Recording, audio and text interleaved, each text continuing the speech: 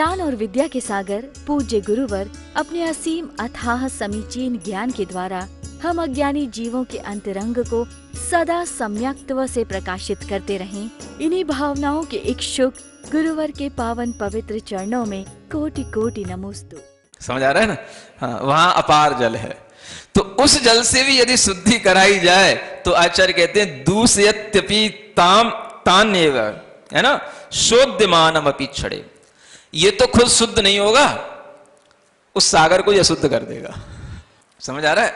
माने जितना जितना जल इसके ऊपर डाला जाएगा उतना उतना जल भी अशुद्ध होता चला जाएगा। आपके शरीर का डाला हुआ जल कहां जाता है? बस, क्योंकि वो कहीं पर भी और जाने लायक होता ही नहीं है। यह इस शरीर की विशेषता है। इसी कारण से आपको यह ध्यान में रखना होता है कि हम अगर इस शरीर का किसी भी तरीके से हम उपयोग कर रहे हैं तो हम क्षण भर तो कभी विचार इस तरीके का करें कि इस शरीर को हम क्या कर रहे हैं? शुद्ध बना रहे हैं? क्या हम एक इस शरीर के साथ में औपचारिक शुद्धि का एक व्यवहार कर रहे हैं? शरीर को शुद्ध बना रहे हैं या शरीर के लिए एक औपचारिक शुद्धि का व्यवहार कर रहे हैं? क्या कर रहे हैं बताओ? शरीर को शुद्ध बना रहे हैं। शरीर शुद्ध बन सकता है किसी भी तरीके के पाउडर से, डिटर्जेंट से, पानी से या कोई भी तरीके के लिक्विड से, लोशन से कभी कोई शरीर शुद्ध बन सकता है? हम उसको औपचारिक रूप से उसकी शुद्धि का बस प्रयास करते हैं। आ रहा समझ में? अगर हम इतना भी ध्यान रखेंगे तो हमारे लिए यह शरीर के साथ में रहकर के भी शरीर को समझने से, इस शरीर से उत्पन्न होने वाले मोह और राग की जब कमी होगी तो ही आपका अपनी आत्मा में मन लगेगा, तभी आपको भीतर कुछ दिखाई देगा। लोग जब ये कहते हैं कि मुझे कोई भी आंख बंद करके ना आत्मा दिखती ना कोई मेरा मन लगता, उसका सबसे बड़ा कारण है कि उनका मन शरीर के मोह में लगता, राग में लगता। सुन रहे हो? क्या करना पड़ेगा फिर? असुचि भावना के माध्यम से अपने ही अंतरंग में झांक करके अपने शरीर को वैसा ही देखना जैसा है। देखोगे? सुन तो बहुत लिया, अब 5 मिनट आंख बंद करके भी देख लो। चलो सीधे बैठो, गर्दन सीधी, कमर सीधी, आंखें बंद। ज्ञान मुद्रा में अपने मन को निश्चिंत बनाने के लिए ओम अरहम की वाइब्रेशन से अपने मन को शांत बनाएं।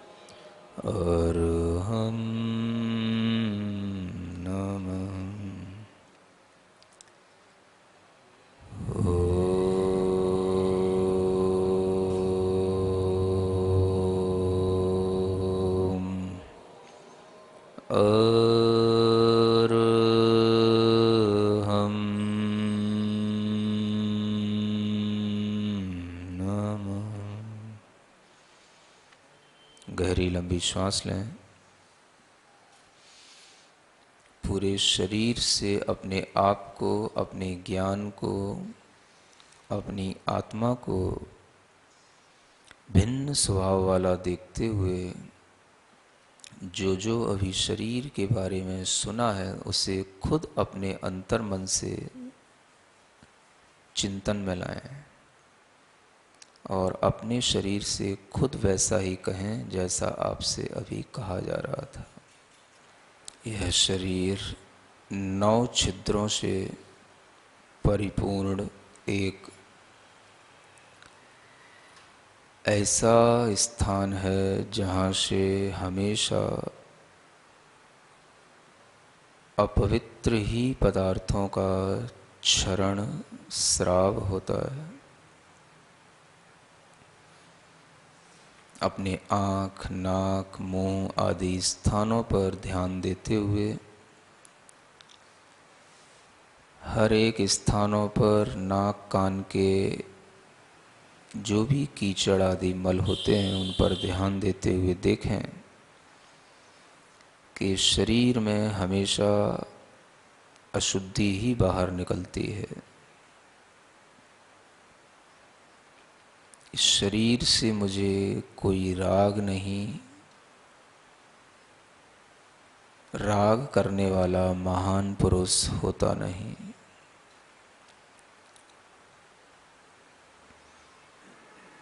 मैं महान हूँ, इसलिए इस शरीर में मुझे कहीं कोई मोह नहीं, राग नहीं।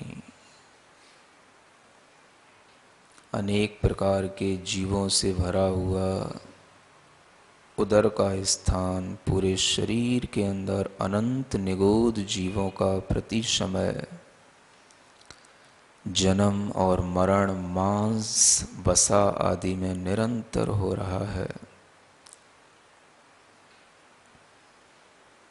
इसलिए मैं इस शरीर से विरक्त होता हूँ।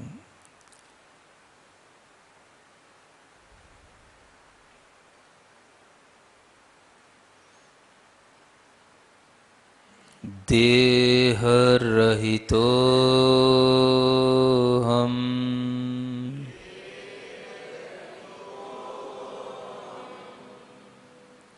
देह रहितो हम,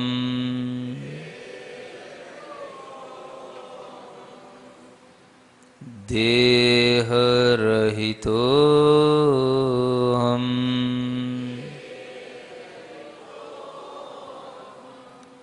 सो हम, सो हम, अर हम, अर हम, अर हम।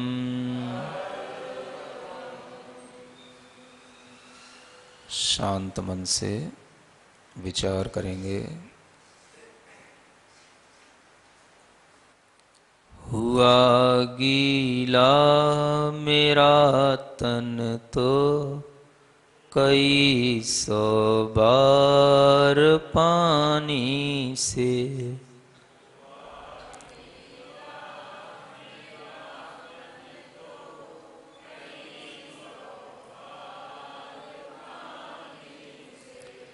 नहीं भींगा हृदय मेरा, नहीं भींगा कभी भी चैन वाणी से, कभी भी मुझे वो भक्ति सिखला दो, मुझे वो जो मन के मैल धो डाले,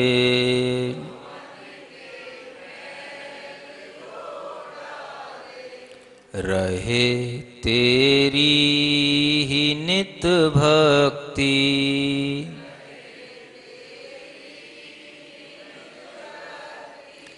गमों को स्याह कर देना,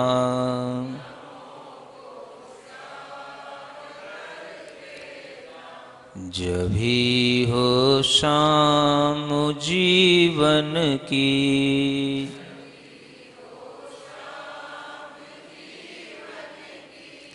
मुझे इत्तलाह कर देना,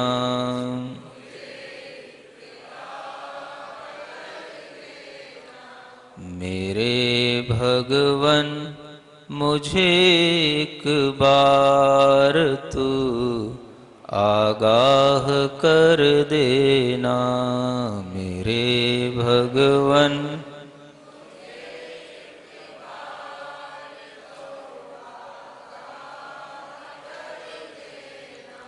ओम अर्हं नमः, ओम अर्हं नमः, ओम अर्हं नमः,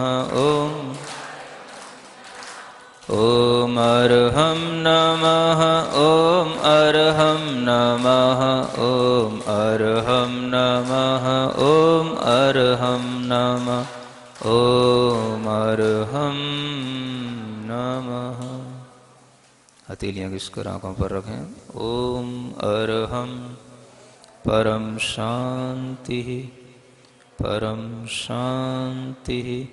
लक्ष्मी घनाश्लेष प्रभवानन्दनन्दितं निष्ठितार्थमजं नौमि परमात्मानमव्ययम्।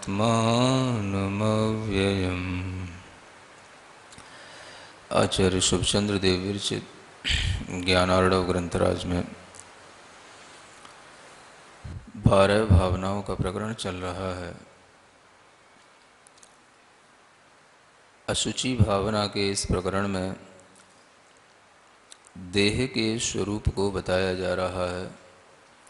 पिछले दिनों से भी आप लोग शरीर के स्वभाव को जानते हुए जैसा आचार्य देव ने लिखा है वैसा ही आप विचार कर रहे हैं, चिंतन मनन कर रहे हैं।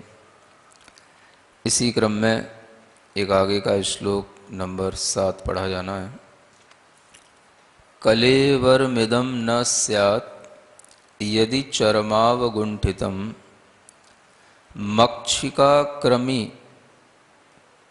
काकेभ्य स्यात् त्रातुं कः तदा प्रभु। कहा जा रहा है कि यह जो कलेवर है, यह जो शरीर है, यदि चर्म से अवगुंठित न हो, यानी चर्म से आच्छादित न हो, तो मक्खियाँ, कृमि, कौवे इसकी रक्षा करने के लिए इनसे कोई भी समर्थ नहीं हो सकता। क्या कहा जा रहा है कि अगर इस शरीर पर चर्म ना हो तो आप अपनी रक्षा इन जीवों से कर नहीं पाएंगे। किनसे? मक्खियों से, कृमियों से और कबूतर आदि, कौवे आदि पक्षियों से। इनसे रक्षा करने में भी कोई समर्थ नहीं है, क्योंकि केवल यह चर्म के कारण से यह शरीर इन जीवों के द्वारा बचा रहता है, अन्यथा ये जीव ही इस शरीर को नोच नोच करके समाप्त कर देंगे। आप देखें कि यह ज्ञान इसलिए दिया जा रहा है कि हमारा जो शरीर होता है वह केवल चर्म से ही ढका हुआ है। चर्म के द्वारा ही बस यह शरीर के अंदर का जितना भी जो कुछ भी मटेरियल है वह सब क्या है? हाँ, सब जीवों से बचा हुआ भी है और इससे ही हमको थोड़ा सुख भी मिल रहा है। अगर यह चर्म से आच्छादित न हो तो सोचो कितना दुख मिले। कहीं पर अगर एक छोटा सा फोड़ा भी हो जाता है, घाव हो जाता है, कहीं पर कोई छिल जाता है, कट जाता है थोड़ा सा भी, तो देखो कितना मक्खी, कितने कीड़े परेशान करने लग जाते हैं और हर समय पर वहाँ पर मक्खियों को हटाने में कितनी पीड़ा होती है और कितनी मक्खियाँ वगैरह काटने लग जाती हैं। यह जानने से ही समझ में आता है कि यह प्रिय तो किन्हीं और लोगों के लिए है, प्रिय हमने इसको बना रखा है। शरीर अपने लिए तो क्या प्रिय है, प्रिय तो दूसरे जीवों के लिए है। जिन जीवों के नाम लिए हैं, कौआ, चील, है ना, गिद्ध, और इसके साथ साथ जो मक्खियां, कृमियां, इन जीवों के लिए ये शरीर प्रिय है। बस इतना सा है कि इसके ऊपर जो चर्म है वो चर्म थोड़ी सी हटे तो ये इनका काम बने। अगर इन जीवों के द्वारा इस तरह से इस शरीर की स्थिति बनती है तो हम ये भी सोच सकते हैं कि जब तक इस शरीर पर चर्म है तभी तक हमारे लिए इस शरीर से जुड़े हुए सभी संबंध भी हैं। क्या कह रहे हैं? शरीर से जितने भी संबंध हैं वह सब कब तक हैं? जब तक इस पर यह चर्म है। चर्म हट गई तो आप देखोगे कितना बीभत्स लगता है। कभी देखा है आपने? कोई भी जब जल जाता है ना, कहीं पानी से, आग से, तो उसके बाद में जब ये ऊपर की खाल जब जल जाती है तो देखो कितना बुरा लगता है। अपना ही हाथ देखने में कितना बुरा लगता है, है?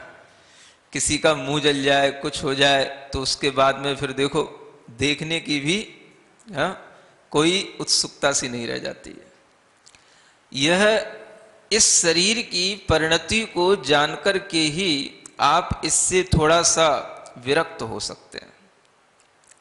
आचार्य कहते हैं कि अगर इसका ऐसा स्वभाव है तो हमें इससे इस तरह से प्रीति करने का कोई औचित्य नहीं समझ में आता है।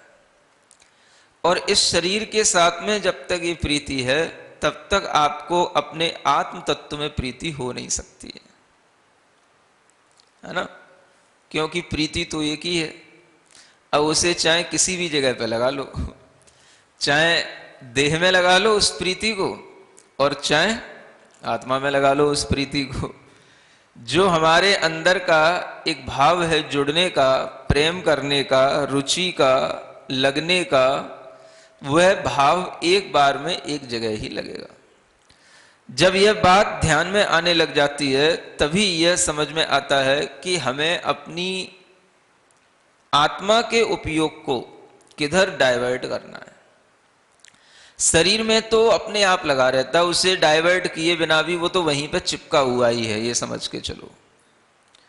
और वह इस ढंग से चिपका हुआ है कि उसी के आश्रित जो कुछ भी उसको संवेदनाएं होती हैं सुख दुख की, वह उसी के आश्रित जुड़ी हुई हैं और उन्हीं संवेदनाओं के साथ में वो अपने को चलाता रहता है। जब इस शरीर के साथ में उसका मन हटता है तभी वह इस शरीर से पृथक आत्मा के बारे में ज्ञान कर पाता है, आत्मा का अनुभव करने की भावना कर पाता है। तो आचार्य यहां शरीर की असुचिता दिखा करके हमें आखिर क्या बताना चाह रहे हैं कि हमारा जो राग है, हमारा जो ममत्व है, जिस ओर जुड़ा हुआ है उससे हट करके वह दूसरी ओर लगे। कहां लगे? तो जो चीज पवित्र है उसमें आप मन लगाओ। ऐसा नहीं कहा जा रहा है कि इस जगह से आपका मन छुड़ा करके फिर अब हम क्या करें, अब हम कहां लगाएं। तो आपके लिए दूसरी जगह भी बताई जा रही है, वो भी बताई गई। जितने भी महापुरुष हुए हैं उन्होंने इस शरीर के ममत्व को छोड़ करके वहां अपना मन लगाया है, तभी जो है उस आत्मा का कल्याण हुआ है और कर्म की निर्जरा हुई है। यह विचार करके ही जब कोई जीव आगे बढ़ता है तभी उसे इस देह के प्रति एक जो राग का भाव है वह कम होता हुआ समझ में आता है। अन्यथा देह के प्रति राग आपका केवल जो जुड़ा हुआ है, देखा जाए तो वो राग भी बस थोड़ी सी चर्म से जुड़ा हुआ है, ज्यादा किसी चीज से नहीं जुड़ा हुआ है ना? जैसे ही वो चर्म हट जाती है तो आप देखोगे कि फिर आपका राग भी कम हो जाएगा, चाहे कितना ही सुंदर आपका शरीर हो या किसी दूसरे का शरीर हो। सारा राग कहां टिका है? सिर्फ इस चरम पर टिका है। जैसे ये चरम हटेगी, थोड़ी सी भी जल जाएगी, कट जाएगी, आपके लिए वह राग समाप्त हो जाएगा। तो आप देखें कि हमारा राग कितनी छोटी सी बात पर कितना बड़ा संसार पाले हुए है। समझ आ रहा है? कहने का मतलब यह है कि चीज छोटी है लेकिन हमने उसको बहुत दिमाग से बड़ा बना के रखा है। राग के कारण से हमने उसको बहुत बड़ा बना के रखा है। छोटी सी चीज से ही हमने अपना संसार बना के रखा है, और किसी चीज से संसार नहीं है। केवल संसार है इस शरीरगत राग के कारण से। जब देह का राग छूटता है तो संसार अपने आप छूटता है। और संसार में क्या छोड़ना है? सब कुछ छूट जाता है। देह के राग की कमी होने का नाम ही संसार में कर्म बंध की कमी होना है। देह के राग की कमी के साथ ही संसार की सभी प्रकार की जो हमारे दुख हैं वो सब कम हो जाते हैं। जो हमारे अंदर किसी भी तरह की आपत्तियां आती हैं वो सब इस देह के राग के कारण से ही आती हैं। इसलिए आचार्य कहते हैं अगर आप किसी भी जीव की देह के प्रति राग करते हैं तो उससे पहले आप विचार करें कि आप क्या कर रहे हैं। विचार तो किया जा सकता है, हम बिना विचारे ही करने लग जाते हैं। नहीं समझ आ रहा है? विचार करने का टाइम ही कहां होता है? जब हमारा किसी चीज में तीव्र राग होता है तो उस समय पर हम उस चीज को बिना विचार के ही ग्रहण करते हैं। जिसको जिस चीज में तीव्र राग होगा वह बिना विचार के ही उस चीज को ग्रहण करेगा। अगर आपको भोजन में तीव्र राग है तो फिर आप सामने आए हुए भोजन को देखोगे नहीं कि ये क्या है, कैसा है, आप उसको सीधा ग्रहण करोगे। अगर आपको भोजन करने की संज्ञा बहुत ज्यादा तीव्रता के साथ में आ रही है तो आप उस वस्तु का शोधन नहीं करोगे। इसीलिए तो आप देखना कितने ही लोग होते हैं संसार में जो अपने भोजन को शोध के करते हो। शोध माने देखभाल के खाते हो। सीधा सीधा उन्हें जैसा पैकेट में आया वैसा ही पैकेट से निकाला और सीधा उन्हें कढ़ाई में डाला। समझ आ रहा है? कढ़ाई से निकला, कढ़ाई से आया, सीधा मुंह में गया। देखने के टाइम पर तो हम क्या करते हैं, वो टाइम भी हम कहीं ना कहीं लगाने की कोशिश करते हैं। चलो उसी टाइम पर न्यूज सुन लेते हैं, उसी टाइम पर पेपर पढ़ लेते हैं, उसी टाइम पर किसी से मीटिंग कर लेते हैं।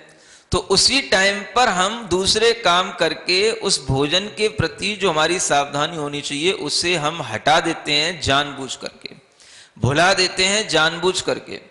और उसी के कारण से हम फिर जो है उस भोजन की आसक्ति के भाव को समझ नहीं पाते और हम जैसा चाहे वैसा कर लेते हैं। ये होता है कि नहीं होता है?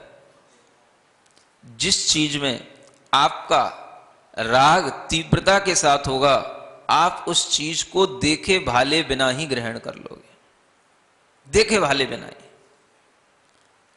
खाने वाले आदमी को जैसे तंबाकू खाने का शौक होता है किसी को, तो तंबाकू का पाउच लेकर के आदमी अब हाथ में नहीं लेता, सीधा उसको फाड़ के सीधा मुंह में डालता है। समझ आ रहा है? आपको कोई भी ड्रिंक माने कोई भी कोल्ड ड्रिंक्स होते हैं, अगर इनको भी पीने का भाव होता है तो आप कभी उस बोतल से कभी बर्तन किसी गिलास वगैरह किसी चीज में निकालते हो? सीधा उसी बोतल के मुंह से मुख डाल करके सीधा पीने की चेष्टा करोगे। देखने की चेष्टा नहीं करोगे कि उसमें क्या है, थोड़ा सा देख लूं कि हिला लूं कि थोड़ा सा इसको निकाल करके समझ लूं कि इसमें ये कोई पदार्थ और दूसरा तो नहीं मिला है। कोई भी चीज की आपकी चेष्टा देखभाल के होती ही नहीं है। किसके कारण से?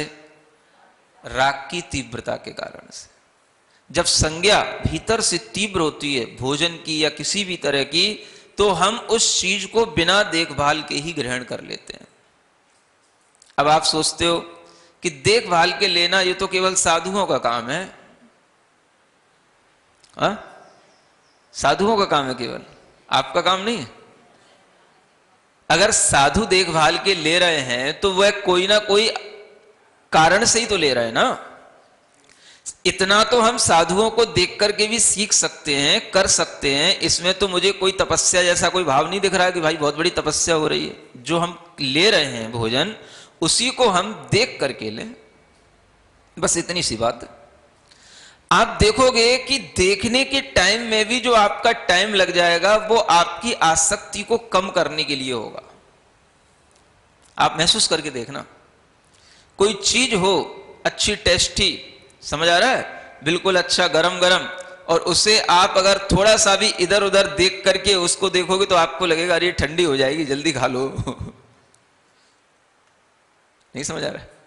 इसलिए आप उसके भीतर भी नहीं देखते क्या है, सब ठीक ही होगा, विश्वास के साथ चल रहा है, चाहे उसमें कुछ भी रखा हो, कुछ भी मिला हो, कुछ भी गिर गया हो, कुछ भी उसके साथ मिल गया हो। यह अगर आदत हमारी धीरे धीरे से थोड़ी सी बदलने लगे तो हमारे भीतर एक सावधानी पलने लगे, एक हमारे भीतर अवेयरनेस आने लगे, और उसी के माध्यम से हमारे राग मोह में धीरे धीरे कमी आने लग जाती है। एकदम से अचानक से कोई चीज की कमी नहीं होती। हमारे भावों में जो द्वेष है, राग है, मोह है, आसक्ति है, उसकी कमी के लिए हमें अपनी बाहर से ग्रहण करने वाली जो चीजें हैं उसकी प्रक्रिया में एक सावधानी बरतनी होगी। अगर आप भोजन करते समय टीवी देख रहे हो, आप भोजन करते समय किसी तरह की और चैटिंग कर रहे हो, किसी तरह की और मोबाइल आदि में लगे हो, तो यह आपके अंदर की तीव्रता जो राग की है वह और आप बढ़ा रहे हो। एक तो भोजन के प्रति राग की तीव्रता के कारण से आपको शोधने का विकल्प नहीं, और दूसरा राग को बढ़ाने के लिए आपने उसी समय पर अपने सामने टीवी के प्रोग्राम, जो भी आपके लिए इंटरेस्टेड चीजें हैं वो आपने उसी समय पर रख रखी हैं कि हमें इसी समय पर ये देखना, इसी समय पर बात करना, इसी समय पर ये सब काम करना। यानी हम उस राग को कम करने की बजाय उस राग को और बढ़ा रहे हैं। आप देह से राग क्या कम कर पाएंगे? अगर आप इतनी सी प्रैक्टिस करना प्रारंभ करें कि हम भोजन करते समय केवल भोजन को शोध करके भोजन करेंगे, भोजन करते समय हम भोजन को ध्यान से उसका सर्वेक्षण करके तब हम भोजन करेंगे, इतना भी यदि आपके अंदर विचार आएगा तो यही राग भाव आपके देह के राग को कम करने में कारण बनेगा। शुरुआत तो कहीं ना कहीं से करनी पड़ेगी। कहां से करनी पड़ेगी? तो जो सबसे ज्यादा हमारी संज्ञा पैदा होती है, सबसे ज्यादा हमारी इच्छा जिसमें लगती है, वो चीज जो हमारे राग की है वो हमारा भोजन इत्यादि होता है, पानी इत्यादि होता है। उसको पीते समय हमारे मन में, खाते समय हमारे मन में एक सावधानी का भाव रहे, बस। आपको चाय पीना है, समझ आ रहा है? कैसे पीते हो? ठंडी करके पीते हो, गरम गरम ही पीते हो हैं? और जब आप चाय पीते हो तो आपके लिए वह चाय पीना तो आपको थोड़ा सा रहता है, लेकिन होना तो आपके सामने बहुत सा चाहिए। नहीं समझ आ रहा? अगर आपको वह चाय में भी आसक्ति कम करनी है तो आप उस चाय को भी जो है देख देख करके उसको जो है हिला करके थोड़ा सा उसको ठंडा करके अगर उसको आप शांति से पियोगे तो वो चाय में भी आसक्ति कम हो सकती है। लेकिन आप उसको भी बहुत आसक्ति के साथ जल्दी जल्दी जो आप पीने की, बिना देखे आप पीने की चेष्टा करते हो, इससे आपकी आसक्ति बढ़ती जाती है। जब भी किसी को भूख लगती है, प्यास लगती है, वह देखना नहीं चाहता क्या है, वह सिर्फ लेना चाहता है। पीने के समय पर भी आदमी देखना इतनी जल्दी जल्दी पानी पीता है, इतनी जल्दी जल्दी पानी पीता है कि उसे खुद पता नहीं होता कि वो पानी उसके लिए कितना फायदा देने वाला, कितना नुकसान देने वाला। पानी पीने का भी कोई कायदा होता है, कोई तरीका होता है। ऐसा नहीं होता है कि जैसा मुंह में डालो और सीधा गट्ट कर लो और हो गया काम। आयुर्वेद का एक सिद्धांत है, वह पानी भी आपके लिए पाचन का काम करेगा, आपके भोजन को तब पचाएगा जब पानी भी आपने थोड़ी थोड़ी मात्रा में आराम से थोड़ा थोड़ा करके पिया हो। और पानी को भी खाना चाहिए। क्या समझ आ रहा है? पानी को भी खाना चाहिए। खाने का मतलब उसको मुंह में थोड़ा सा चलाना चाहिए। जैसे हम भोजन को चलाते हैं मुंह में, ऐसे पानी को चला के खाना चाहिए।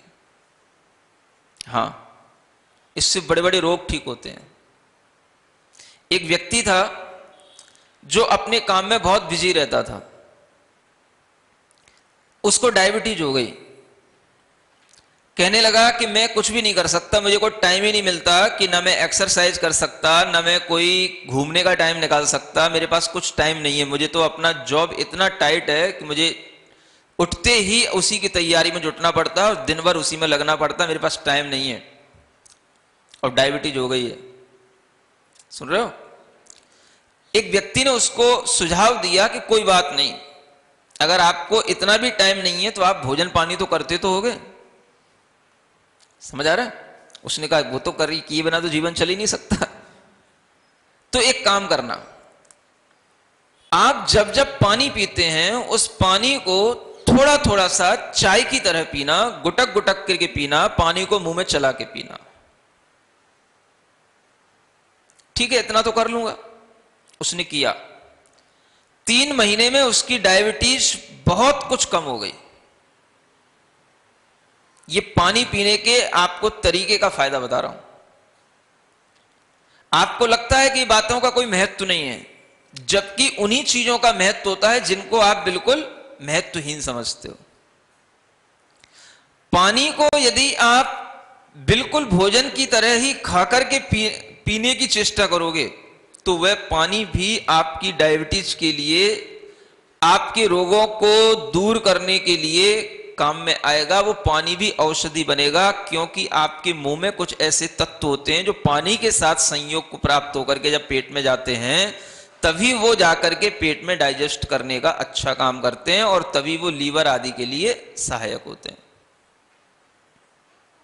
जो व्यक्ति जल्दी जल्दी गट गट गट गट गट गट करके पी जाते हैं उनके लिए आंतों पर भी जोर पड़ता है और उस पानी के माध्यम से उनके लिए कोई लाभ नहीं मिलता है। वो पानी जैसे आता है वैसे ही निकल भी जाता है। समझ आ रहा है? आप देखना कभी करके। जिनको डायबिटीज है वो इतना ही करना सीख लें। क्या करना? पानी को आराम से पीना, धीमे धीमे पीना।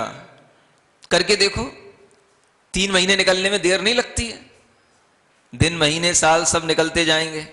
समझ आ रहा है? तो आप देखो कि 3 महीने में क्या क्या और आपके लिए अच्छा हो जाएगा।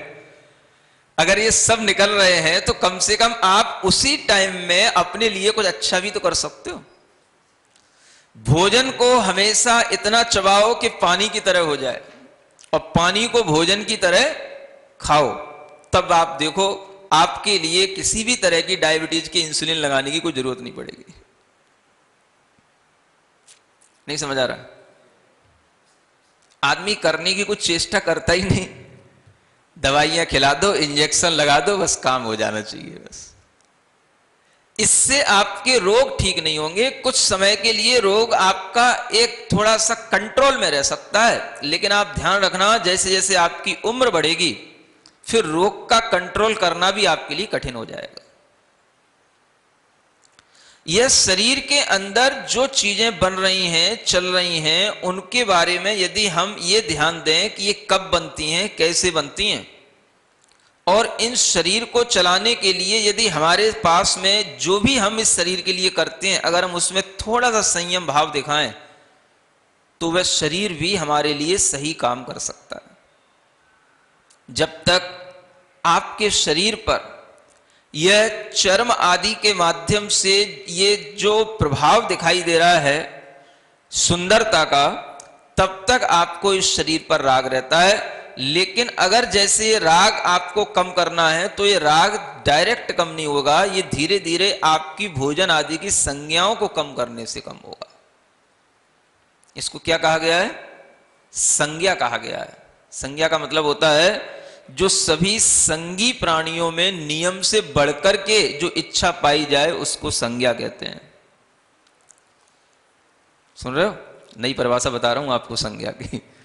है संगी जीव यानी कि जो पंचेंद्रीय मन वाले जीव हैं उनमें इच्छा और बढ़कर के होती है। जो बिना मन वाले हैं उनको तो इच्छा कहां होगी, कितनी होगी? मन ही नहीं है, तो उनकी इच्छा तो केवल जो उनकी इंद्रियां हैं उसी के अनुरूप होंगी, लेकिन जब मन आ जाता है, संगी पंचेंद्रिय हो गए, तो इच्छाएं बहुत बढ़ जाती हैं। ज्ञान और विद्या के सागर पूज्य गुरुवर अपने असीम अथाह समीचीन ज्ञान के द्वारा हम अज्ञानी जीवों के अंतरंग को सदा सम्यक्त्व से प्रकाशित करते रहें। इन्हीं भावनाओं के इच्छुक गुरुवर के पावन पवित्र चरणों में कोटि कोटि नमोस्तु।